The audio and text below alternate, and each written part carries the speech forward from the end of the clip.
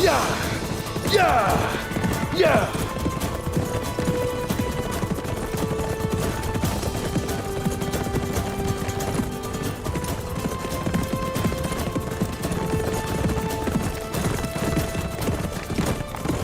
उस्मान साहब,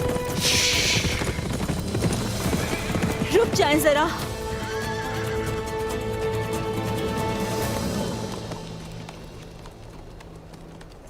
आपसे कुछ कहना है।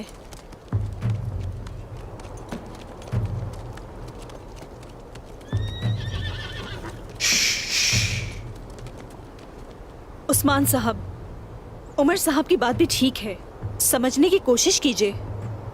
इस तनाज़े को हल करना इतना मुश्किल नहीं है जितना आप दोनों ने बना दिया है।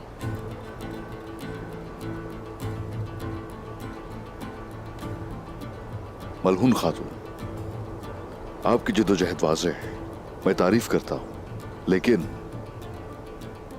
मैंने जो कहना था वो कहा, लेकिन उमर साहब सुनने को तैयार नहीं। उनका मसला क्या है? अब से हर चीज के खुद जिम्मेदार होंगे।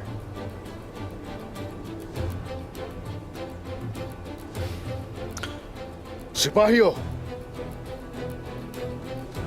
आ जाओ। गुप्तूर, उमर साहब के कबीले पर कड़ी नजर रखना। उनके हर उठाए गए कदम की खबर चाहिए। जो आपका हुक्म भाई।